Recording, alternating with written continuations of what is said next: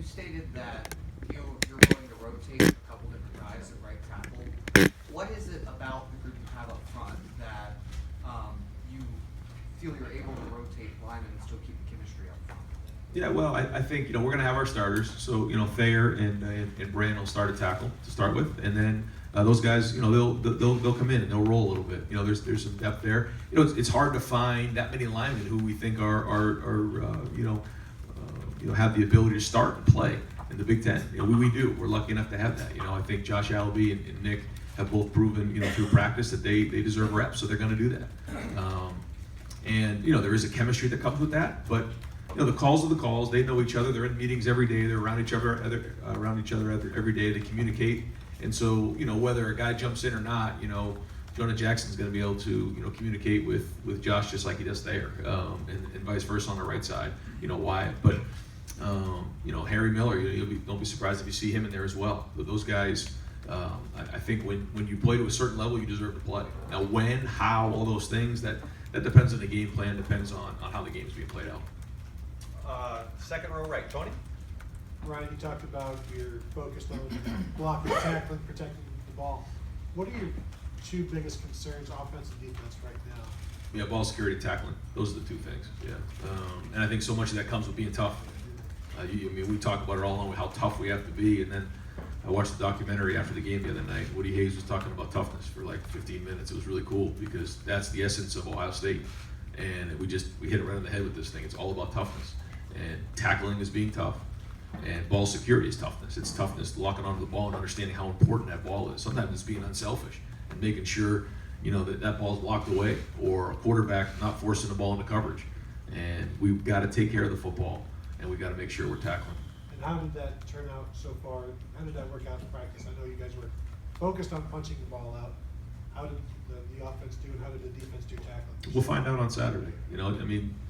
It's funny. It's like, if they pop one out, you say, well, the offense gave it up, but the defense created one, and then vice versa. If you go through a whole day without turnovers, yes, the defense, why they didn't create any turnovers. So either way, you could look at it one way or another. But at the end of Saturday's game, we'll have an idea kind of where we're at, and we build from there. Far right, Gene.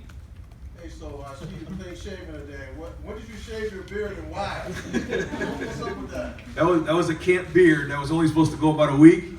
And late nights and early mornings, it just turned into a 2 to 3 week beard. And then as we get into game week, it's time to shave and get cleaned up. Front row right, Austin. Ryan, you've obviously practiced and gone to training camp against Ohio State defenses the last couple of years. What was it like this month going against them with that new staff? Were there some more challenging, different looks that you saw in the last couple of years? Yeah, I think they're practicing at a high level. I think you're seeing some linebackers who are showing up. They're getting their hands on balls. They're showing up in a run game. The D-line is penetrating, and they can get after the passer. And I think the secondary is playing at a high level right now. I think they're running around. They're playing with technique. They're playing with a lot of energy. And so it's been a challenge. It's been a challenge, especially when if we can get teams off schedule and get them into second long, then I think you're playing to our defensive strength.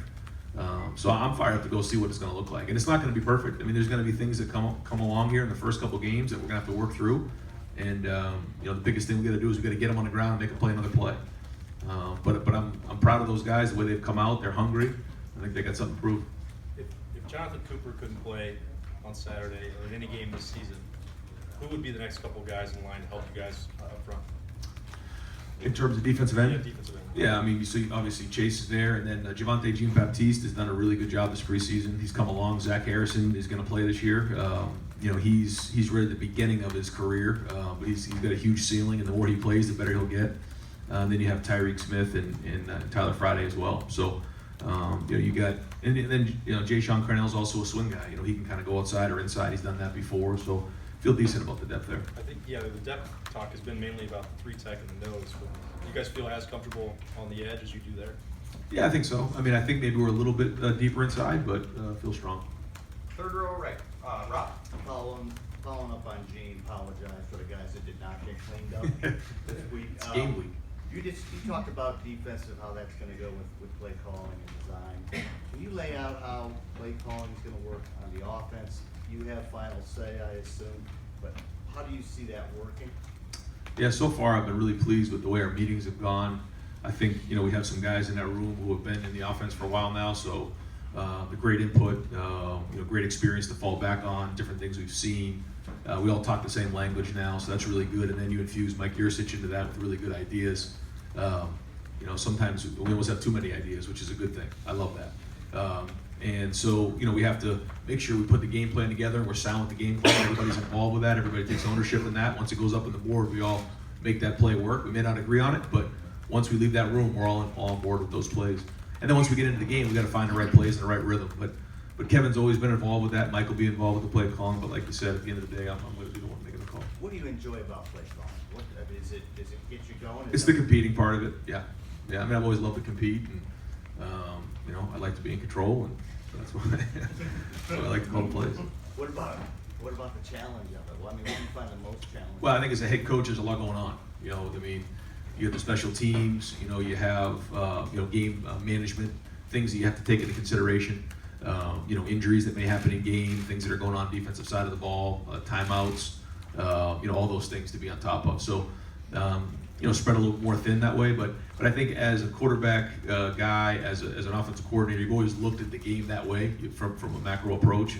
And game management's always right in the forefront of things. And so, you know, did it those first 3 games, and just gonna kind of go from there. Just general last thing, how important is play calling? I mean, if you have to kind of look at different segments of a game, and is it overplayed? Do we give it too much credit? I think sometimes it's overplayed, sometimes it's underplayed. I think so much of it is how do you teach it? First off, how do you pick the right plays that fit? But then how do you teach them on Tuesday and Wednesday so that the guys are ready to go play? Because, you know, you can pick any play you want, but how do they execute them? Because they have to be trained to react, because you're not always going to get the exact look that you thought and that you drew up.